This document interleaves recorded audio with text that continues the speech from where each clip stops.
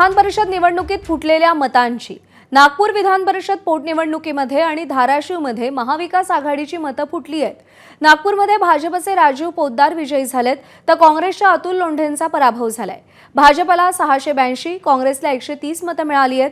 महाविकास आघाडीकडे 211 मतं असताना काँग्रेस उमेदवाराला फक्त 130 मतं मिळाली आहेत। त्यामुळे महाविकास आघाडीची 81 मतं फुटली आहेत।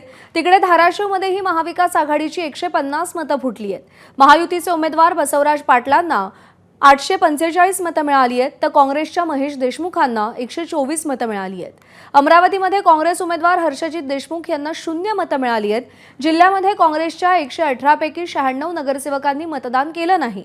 मात्र व्हीप जुगारात काँग्रेसच्या 6 जणांनी मतदान केलं, तेही मतदान काँग्रेसच्या उमेदवाराला झालेलं नाहीये।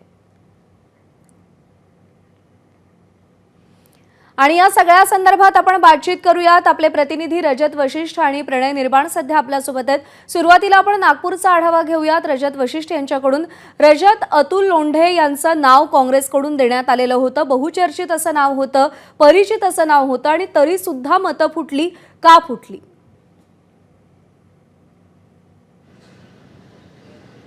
निश्चितच अतुल लोंढे हे बहुचर्चित नावच नव्हते, तर प्रवक्ता म्हणून पक्षाची बाजू नेहमी प्रसारमाध्यमांसमोर आणि इतर ठिकाणी मांडणारे ते नेते होते। त्यामुळे पक्षाची भूमिका मांडणाऱ्या व्यक्तीला उमेदवारी मिळाल्यानंतर आणि अतुल लोंढे यांनी ही मुद्द्याची निवडणूक करण्याचा प्रयत्न केल्यानंतरही त्यांना त्यांच्याच पक्षातील लोकांनी आणि मित्र पक्षातील लोकांनी साथ दिलेली नाही आहे। काँग्रेसचे नागपूर जिल्ह्यामध्ये 169 असे नगरसेवक होते जे काँग्रेसच्या पंजा या चिन्हावर जिंकून आलेले होते।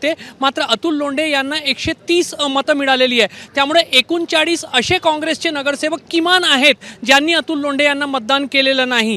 आणि दुसऱ्या बाजूला 211 मतं एकंदरीत महाविकास आघाडीची होती, मात्र जवळपास 130 मतं अतुल लोंढे यांना मिळाल्यामुळे महाविकास आघाडी आणि काँग्रेसमध्ये किमान 81 मतदार असे होते ज्यांनी अतुल लोंढे यांना साथ दिलेली नाही। त्यामुळे मतं जी आहेत ती निश्चितच मोठ्या प्रमाणावर फुटलेली आहे। निवडणुकीच्या पूर्वीपासूनच नागपुरात काँग्रेसचे अनेक नेते जर महाविकास आघाडीची संपूर्ण मतं आम्हाला मिळाली तरी आम्ही विजयी स्वतःला मानू, तोच आमच्या समोरचा चॅलेंज आहे, असे वक्तव्य करत होते। त्यामुळे कुठेतरी काँग्रेसच्या नेत्यांना आधीच चाहूल लागली होती का की मोठ्या प्रमाणावर मतदान जो आहे तो फुटणार आहे आणि त्यामुळे काँग्रेसचा पराभव होणार आहे, अशा आता एक चर्चा जी आहे ती कार्यकर्त्यांमध्ये रंगलेली आहे। दुसऱ्या बाजूला एक नाराजी काँग्रेसच्या कार्यकर्त्यांमध्ये जे पक्षाचे निरीक्षक या निवडणुकीसाठी होते नितीन राऊत यांच्याबद्दलही आहे। नितीन राऊत यांना पक्षाने जबाबदारी दिलेली होती, मात्र नितीन राऊत तेवढ्या सक्रियतेने समोर आले नाही आणि मतदानाच्या दिवशी तर ते नागपूरच्या आणि महाराष्ट्राच्या बाहेर होते। त्यामुळे कुठेतरी काँग्रेसने आणि काँग्रेसचे जे मोठे नेते आहेत त्यांनी ही निवडणूक गांभीर्याने लढवली नाही का, असा प्रश्न जो आहे तो सध्या पक्षश्रेष्ठींचे आदेश राज्यातल्या महत्त्वाच्या नेत्यांना दिले गेलेले होते, तेही बऱ्याच ठिकाणी पाळले गेले नाहीत, असं चित्र पाहायला मिळालं। रजत, विनंती आहे सोबत रहा, आपण अमरावतीमध्ये जाऊयात। प्रणय निर्माण सध्या आपल्या सोबत आहेत। प्रणय, जेव्हापासून हर्षजित देशमुख रुग्णालयात दाखल झाले तेव्हापासूनच अमरावतीमधली ही निवडणूक अत्यंत इंटरेस्टिंग झाली होती।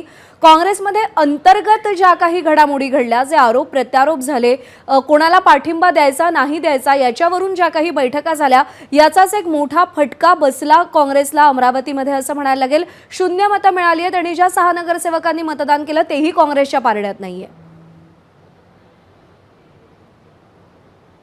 नक्की प्रज्ञा, अतिशय नाट्यमय घडामोडी संपूर्ण महाराष्ट्रात जर झालं असेल तर ते अमरावतीमध्ये झालेलं आहे।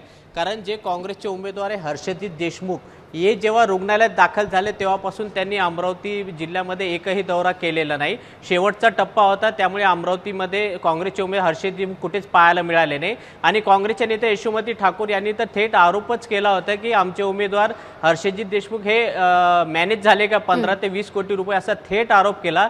आणि त्याच्यानंतर हर्षजित देशमुख अमरावती जिल्ह्यात कुठे पाहायला मिळाले नाही, त्याचाच फटका हा निकालामध्ये आपल्याला पाहायला मिळतो। आणि 96 नगरसेवक जे होते काँग्रेसचे त्यांनी मतदानाचा हक्क बजावला। अमरावती शहर जिल्हाध्यक्ष बबलू शेखावत यांनी व्हीप जारी केला होता की मतदान करायचं नाही, तरीसुद्धा 6 नगरसेवकांनी मतदान केलं। आणि 90 जे मतदान होतं ते काँग्रेसचे, ते ग्रामीण भागात होतं, त्यांनी सुद्धा मतदानाचा हक्क बजावला। परंतु या 96 पैकी एकही मतं हे काँग्रेसचे उमेदवार हर्षजित देशमुख यांना मिळालेलं नाही. त्यामुळे काँग्रेसच्या नेत्यांवर प्रचंड आता टीका व्हायला लागली. भाजपच्या नेत्यांकडून सुद्धा टीका व्हायला लागली की काँग्रेसने आता आत्मपरीक्षण करण्याची वेळ आलेली आहे. कॅबिनेट मंत्री राहिलेले अमरावती जिल्ह्यात तरी सुद्धा काँग्रेसच्या उमेदवाराला एकही मत मिळत नाही. म्हणजे त्यांनी आत्मचिंतन करावं असं सुद्धा भाजपचे उमेदवार जे विजय झाले प्रवीण पोटे पाटील यांनी केलेलं आहे. आणि दुसरी गोष्ट म्हणजे जे MIMचे 16 मतं आहे अमरावती जिल्ह्यामध्ये, ते MIMचे 16 मतं सुद्धा कुठे गेले ते सुद्धा प्रवीण पोटे पाटील यांना मिळाले अशी चर्चा आता अमरावती जिल्ह्यात सुरू आहे. म्हणजे 16 मतं हे आणि 96 मतं काँग्रेसचे, हे सगळेचे सगळे मतं भाजपचे उमेदवार प्रवीण पोटे पाटील यांना मिळाले अशी चर्चा आता अमरावती जिल्ह्यामध्ये सुरू आहे. प्रज्ञा. प्रणय आणि रजत, तुमच्या दोघांचेही आभार सविस्तर अपडेट दिलेत त्यासाठी. ABP माझा, उघडा डोळे बघा नीट.